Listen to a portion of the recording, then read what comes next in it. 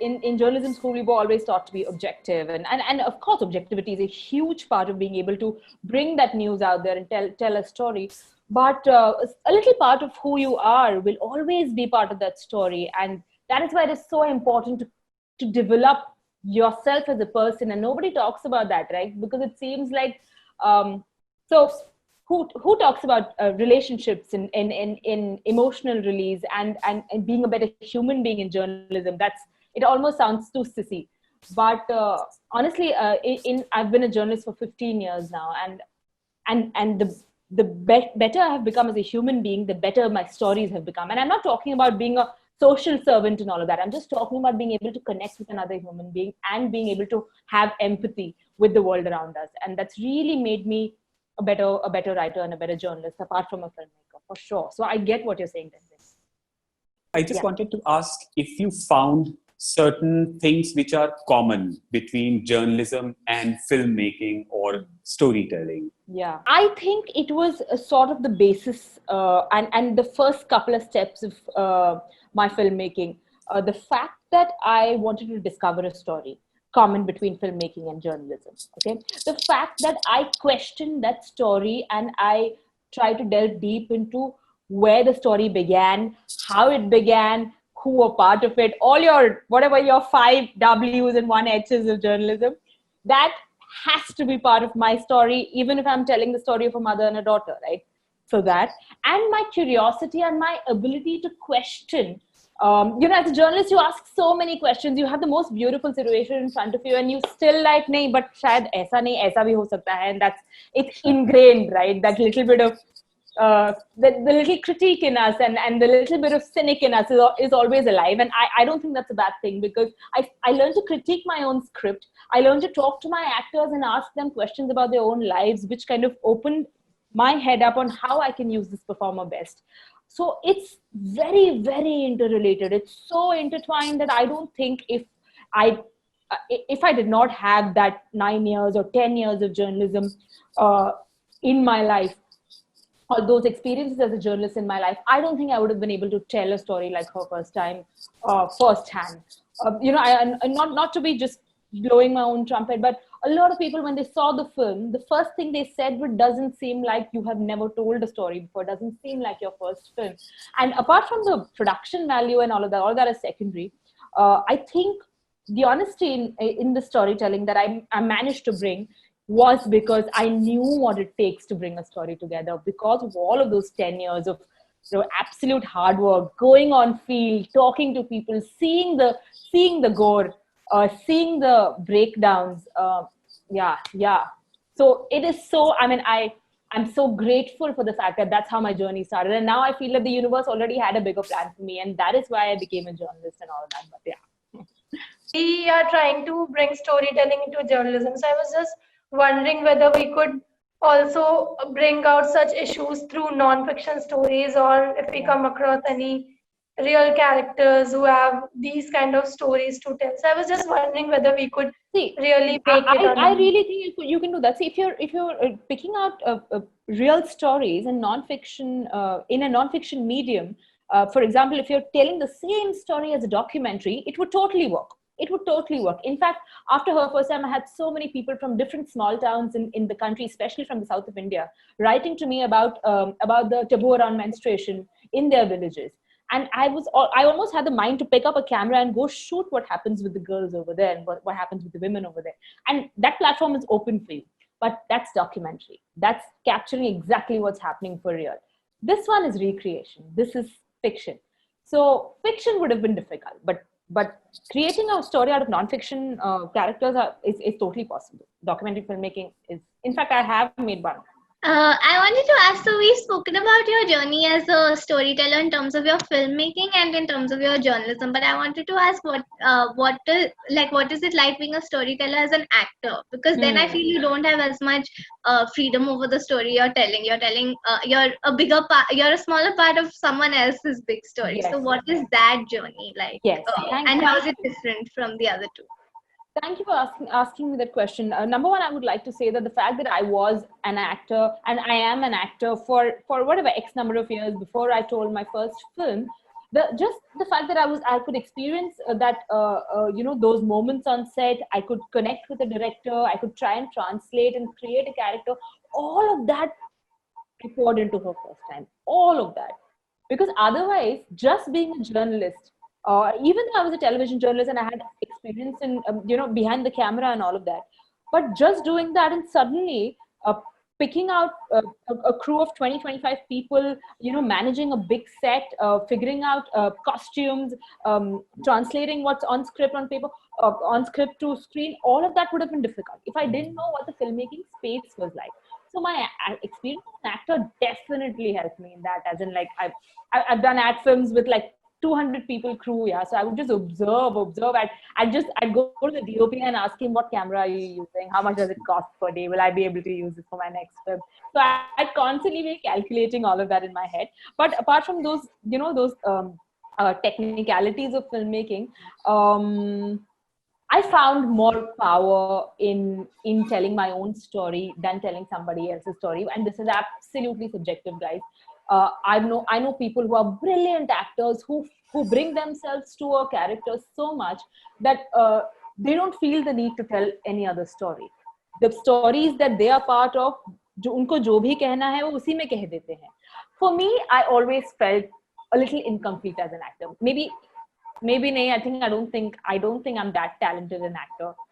First of all, I don't think I've been able to really delve into the space of performance as much as I have in the space of storytelling, maybe because that came a little more naturally to me. But being an actor helped me communicate with my own actors so beautifully. I was so relieved that I am able to tell them what I want, because I've seen my directors tell me what I want, and I've been in that vulnerable space. When you're an actor, there are 4 cameras, there are 25 people staring at you. The DOP calls action, and you have to just do. And if you don't do it, the whole thing has to start again, and it's retake after retake, and there are 25 retakes sometimes, and you feel like shit because you feel like you're not making it work. And it's a very, very vulnerable position to be in. In fact, being a filmmaker behind the camera is a very empowering position. You're the boss. You can call the shots. You can just do whatever the hell you want, and everybody will listen to you. But an actor is, in my opinion, tougher. So how do you see the journalism of today? I mean, what is wrong with what people are doing today? The kind of atmosphere around journalism today. Do you think it's problematic? When I became a journalist, I'll tell you what, I had no idea that there was something called as journalism where you favor a party, journalism where you bring out one particular person's agenda and not talk about anything else. Purely as somebody who just as a young girl who was naive enough to just look at, when the Taj attacks happened, I was sent to Santa Cruz because there was one solitary incident that happened during those 3 days of attacks in Santa Cruz, where there was a little bomb that was inside a black and yellow cab, and the bomb went off. It was a stationary cab in Santa Cruz, and I was sent to that location. I went over there. It was the first time I was seeing seeing blood in front of my eyes in the form of a crime. And there were a bunch of people surrounded, and I was supposed to be live in like 5 minutes. I saw that I was supposed to go live, and I was supposed to just describe what I saw. And as somebody who didn't have much experience, all I did was I just said what I saw. I just told my viewer that ye hai, itne log aaye the, this is the number of the cab, this was the location, this is the time of the day. It was as basic and as straightforward as that. Information was what I was giving. I'm not saying opinion should not be there, but today there is so much more than information, and so much information which is half-baked, right? So dangerous. I have stopped watching news. Please do not take this as an example and do not follow me, but I have stopped watching news channels. I can't do it anymore because it's disturbing. It doesn't throw light on the right things. Plus, I think there's a lot of acting happening over there that it happens in whatever fiction cinema. I completely agree with you that, it's the journalism of today is very opinionated, and I mean, there's no problem with opinion. Opinion is a legitimate part of journalism as long as you say what is opinion and what is news. So people have not been open about it, and absolutely, I agree with you that journalism has allowed one side to dominate the public discourse. Yeah. It could be in the negative light, but who decides today? Yeah. What is the agenda for people to talk about? And the first thing you said when we started this session, Tenzing, giving voice to the voiceless, giving power to those who do not have the power, giving voice to that migrant laborer who has 100 rupees in his pocket and doesn't know what to do next, is our job as newsmakers. Why the hell are we in this profession otherwise? Why? You would know, Tenzing. You would, you're trying so hard to sort of talk about so many issues that so many different parts of our country that are not even highlighted face. And yeah, man, it's on you. I think no matter what big an organization you are part of, it's on you to discover that story, to empathize with it, and to bring it to your seniors that I want to tell this story. Can I or can I not? Instead of just following the herd, instead of following the breaking news, because what's breaking news anymore? It's become pointless. Yeah, absolutely. And I also feel that, all of us who are in journalism, we are making some sacrifice. And that's how we got into journalism in the first place, because we will never be rich. We will never be rich by being journalists. Yeah. We could be, like, if we start a business or work with a multinational company, or there are many other ways. So if we are sacrificing something, why in the world will we feature what's at stake for the influential people or for the politicians, for the elite?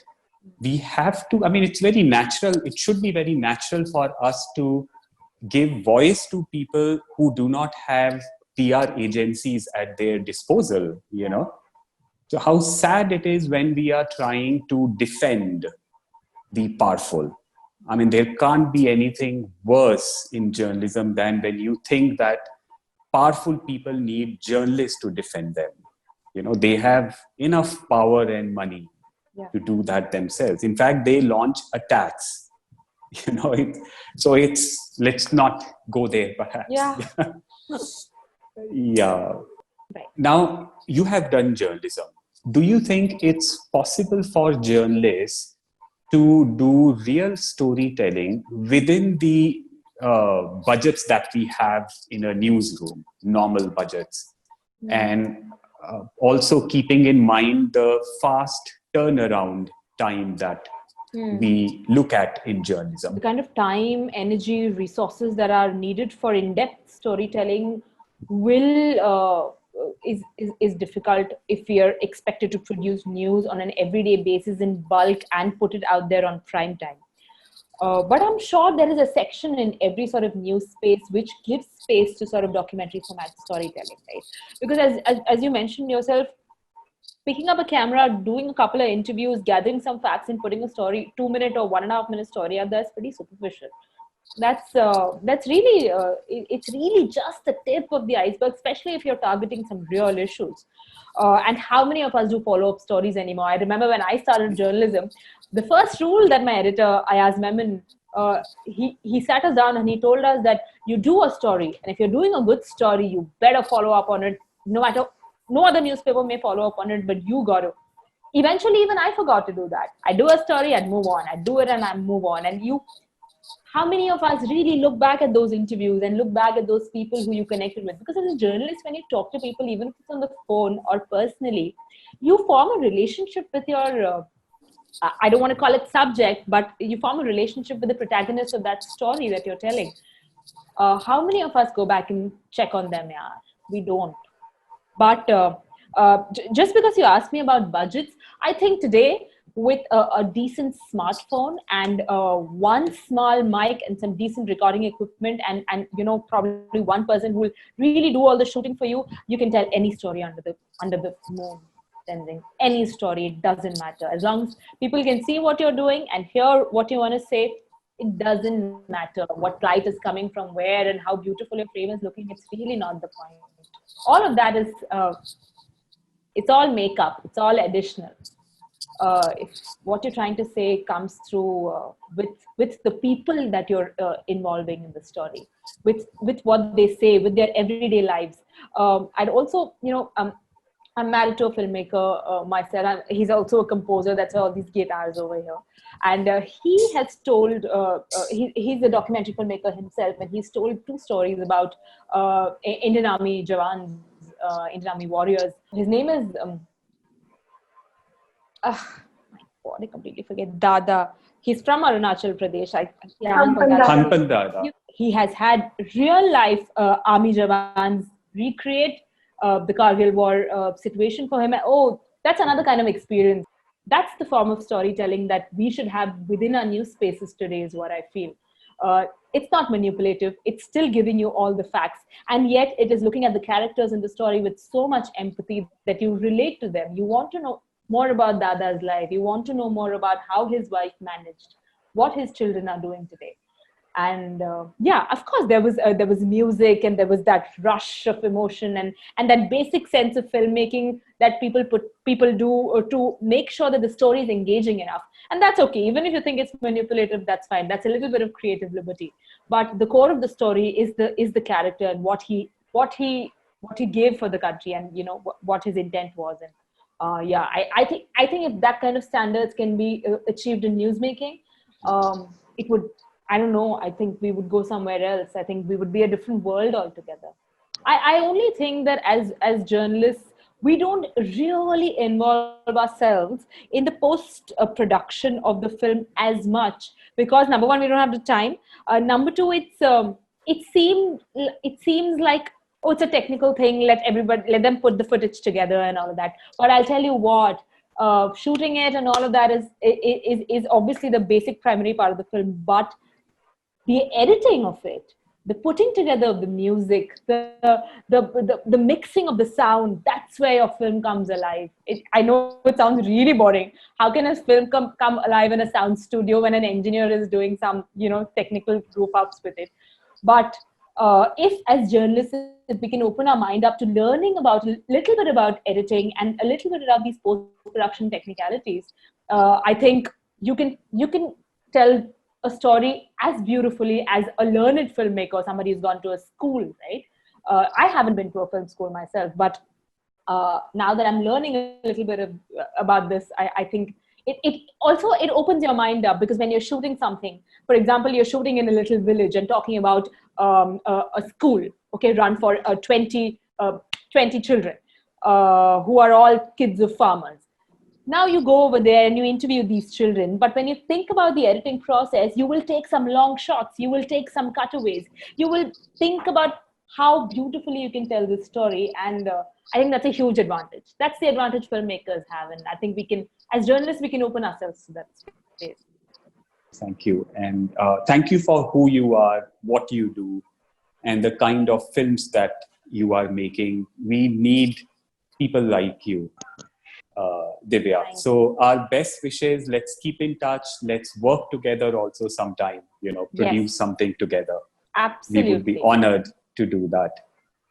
So the pleasure would be mine, sir. And thank you so much, guys. I hope you guys, I don't know, a little bit of inspiration if I could provide, then I think it would have been a good morning. These days, every morning you wake up and try to find some purpose. So